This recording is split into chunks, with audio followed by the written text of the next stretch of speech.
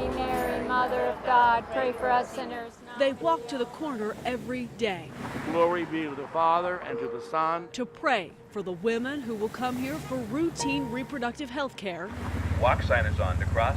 and for an abortion. Well, I come to stand with the unborn. Abortion is an act of violence against the unborn. Trust Women's Southwind Women's Center opens this week. Oklahoma City is the largest metro area in America to have 0 abortion facilities.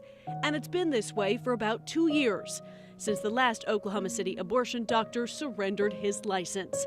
And so for 2 years, a reproductive rights advocate has been working to bring abortion services back to Oklahoma City. It's really felt like another boulder, up a mountain. Julie Burkhardt bought this old eye doctor's office at Southwest 44th and Blackwelder. The build-out is complete. The city approved occupancy last month. It will be the first new abortion clinic to open here in more than 40 years. It's because we happen to live in a more, traditional, conventional part of the country. It doesn't mean that people don't deserve their rights. There have been a number of hurdles for Burkhardt, including 20 new anti-abortion laws signed by Governor Mary Fallin since 2010, and other stringent measures proposed at the State House, but which never made it to the governor's desk. Delays at the State Health Department pushed back the opening several months. State Health hasn't issued a license for an abortion facility since the 1970s. We as an organization don't agree that a small minority of people should be making the decisions for the majority. Burkhardt has spent her entire career fighting for women's health and abortion rights. Born in Oklahoma, she is the executive director at Trust Women's Southwind Center in Wichita, Kansas.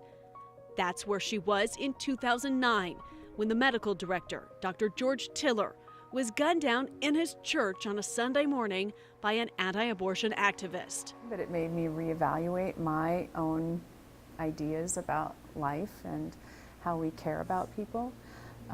So that made me even more committed to the cause. After his assassination, I was actually sitting in his Mrs. Tiller's living room 2 weeks after the funeral saying, I'm going to reopen that clinic. Burkhardt reopened Southwind, reinforced for safety with a stockade fence, cameras, a metal detector, and armed security. Dr. Tiller's picture still hangs in the entry. I think it's a sad commentary that in the United States of America, that people who provide reproductive health care have to live in fear. I come out here 3 times a week since Tiller the Killer was killing 10 babies a day for 30 years. Demonstrators keep watch here as well. Sometimes they talk with the women who come here. Mostly, they stand in silent protest. We're killing our future, and someone needs to stand up.